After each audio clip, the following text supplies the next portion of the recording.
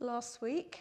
If you were around last week for any of it, we had a theme that ran through Healing Space, through the kind of come and do your own retreat kind of thing, called Mountainous with Jesus.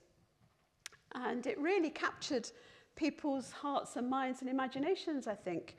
And Dave and Steve and I enjoyed it too. So I've got another mountain this morning. I don't know what Dave will do tomorrow, but I might even have another mountain on Thursday. So we'll see. We'll see. So last week we visited Mount Gerizim, which is where Jesus met the woman at the well. And that was all about worship, that worship was not going to be confined to the temple. It was going to be individuals worshipping in spirit and truth. It must have blown her mind. And then we visited an unnamed mountain and looked at the feeding of the 5,000 and Philip's experience in particular. And David looked at the transfiguration and going up the mountain alone to pray in the midst of busyness. And I want to look at a mountain that, if you've been to Israel, you will have an idea of the geography and the location. A mountain that is just outside of the city walls of Jerusalem, the old city, I mean. So Jerusalem itself is on a hill, a high hill. Israel is full of hills. So Jerusalem's high on a hill, the old city of Jerusalem, and then you come down the side of the Kidron Valley, you come up the other side, and as you come up the other side, you are on the Mount of Olives. So Jerusalem overlooks the Mount of Olives, and on the Mount of Olives is a garden. And it's the Garden of Gethsemane. And so Jesus is on a mountain, but the mountain I want to look at this morning is the interior mountain that he had to climb, the inner struggle that he had to climb when he was in Gethsemane. So I'm going to read a scripture that you know very well. It's Matthew 26, and start at verse 36, and it will be on the screen.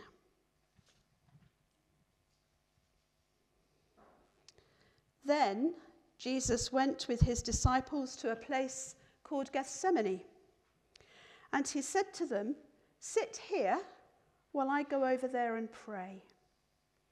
He took Peter and the two sons of Zebedee along with him, and he began to be sorrowful and troubled. Then he said to them, "My soul is overwhelmed with sorrow to the point of death. Stay here and keep watch with me." Going a little further, he fell with his face to the ground and prayed, "My Father, if it is possible, may this cup be taken from me. Yet not as I will, but as you will." Then he returned to his disciples and found them sleeping. "Couldn't you men keep watch with me for 1 hour?" he asked Peter. "Watch and pray so that you will not fall into temptation. The spirit is willing, but the flesh is weak." He went away a second time and prayed, "My Father, if it's not possible for this cup to be taken away unless I drink it, may your will be done."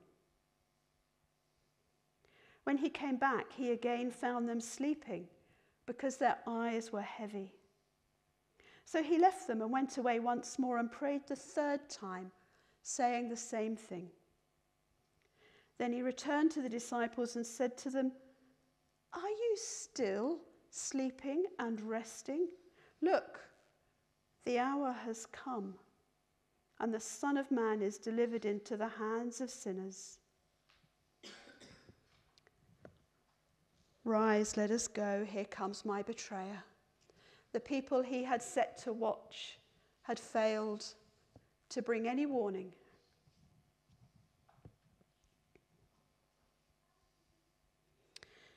It's a story we know so well, don't we? We revisit it every every Maundy Thursday, Good Friday, around Easter time. And it's the story that probably reveals the humanity of Jesus more than most. Lots of the stories of Jesus reveal his humanity, but this one reveals the depths of his soul, I think.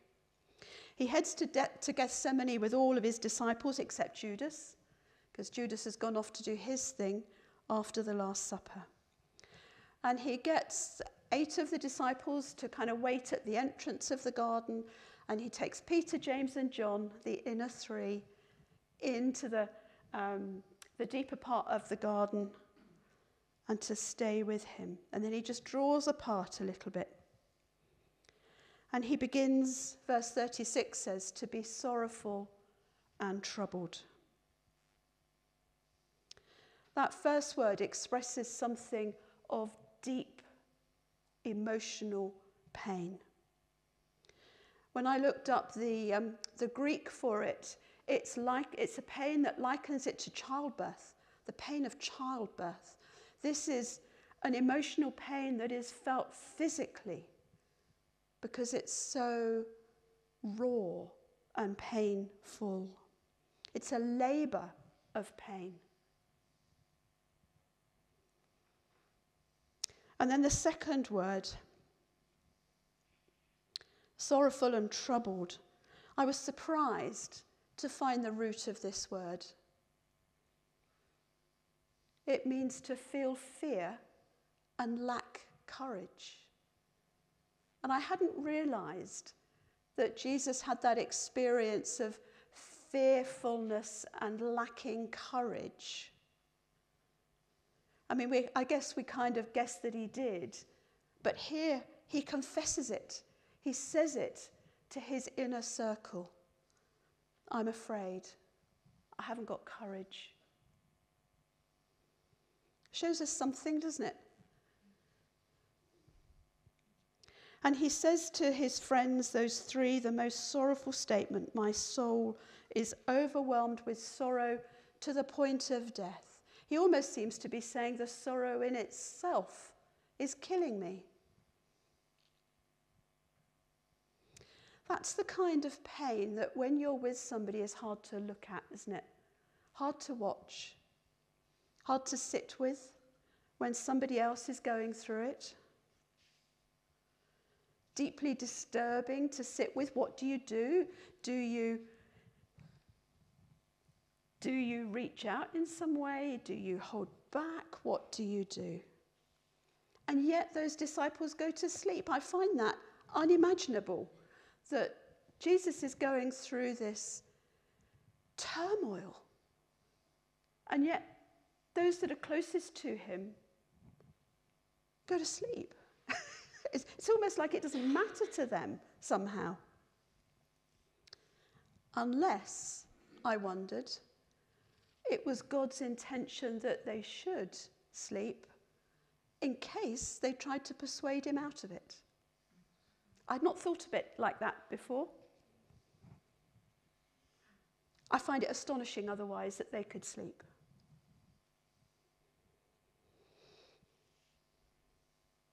He'd asked them to stay awake, and they didn't. Or perhaps they couldn't. How do you pray when you have an impossible struggle with God, wrestling that is so deep? And Jesus says, Father, does it have to be this way? That's my paraphrase of what he says. Isn't there another way? Couldn't it be done differently? Can I escape what lies ahead? I think that would be my prayer. Surely, there has to be another way. Surely. The anguish of coming to a place of acceptance is so tough, isn't it? So tough. Whatever the acceptance might be. And sometimes it's the acceptance of God saying, would you do this for me? Sometimes it's the acceptance of what's going on inside us. Maybe some illness that we've got. or hearing that someone close to us is going to die. And it's fascinating that this labour of sorrow and anguish took place in Gethsemane, because I don't know whether you are aware that Gethsemane has its own meaning. Gethsemane means the oil press. And we're going to watch a little video that actually comes from Nazareth Village, and Nazareth Village is the part of the outreach of Nazareth Hospital, where a team went from here 3 years in a row, and this the Nazareth Village takes you through the life of Jesus, and they have a first century olive press there. And one of the Nazareth Village guides is going to talk to us about the process of producing oil.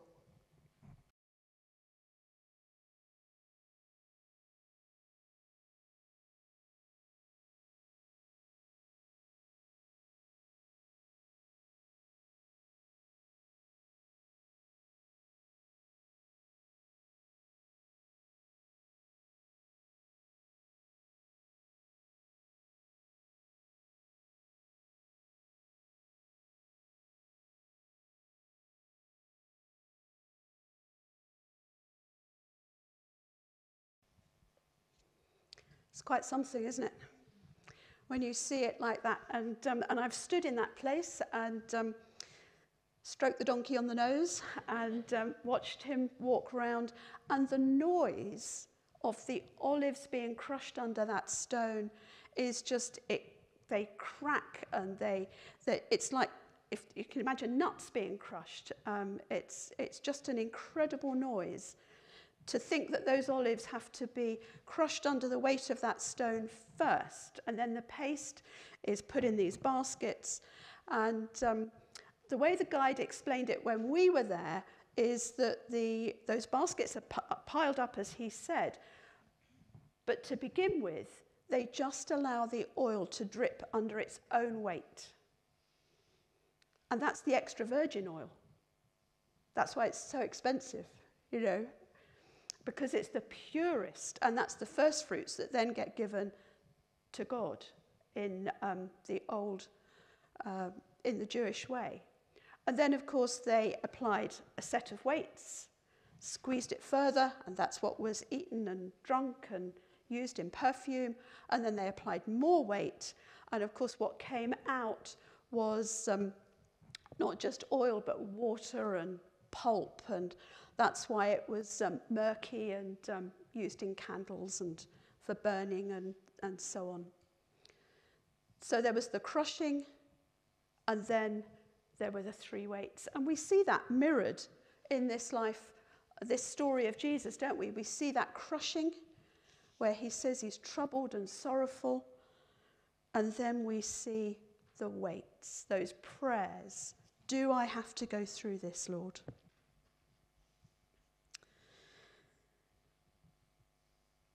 And yet, I think we also see the point at which he accepted the way ahead. Did you notice in the readings how his prayer changed as we went through? The first prayer, if it is possible. The second prayer, if it is not possible. And the third one, the same. There's a huge difference, isn't there, between if it's possible and if it's not possible. And that prayer, the first prayer, if it's possible, the first fruits, was at the point at which he really realised there was no other way. And so his second prayer, if it's not possible, then help me through the way ahead. And of course, may your will be done. The very prayer he taught them in the Lord's Prayer. May your will be done. The battle won. The way of God has been accepted. So I wonder what you are wrestling with God about now. Do you feel under that press? Do you feel under the stone? Are you doing the wrestling or is he? Because there's also a difference there, isn't it? When he wrestles with us, when we wrestle with him. Do you know how to pray like Jesus? When I was sitting thinking about this yesterday, I thought, I don't know that I know how to pray like that. That is completely body, mind, and spirit involved. The entirety of him wrapped up in this all-consuming decision that had to be made. Shows the cost, doesn't it? Shows the struggle. But thank God that he did. Because that's how we receive forgiveness. That's how we know his grace. That's how we have eternal life.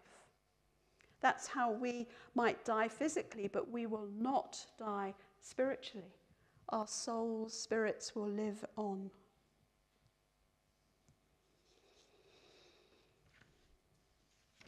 So when you think about Gethsemane, think about that oil press and the symbolic of what happened in that place reflected in the life of Jesus.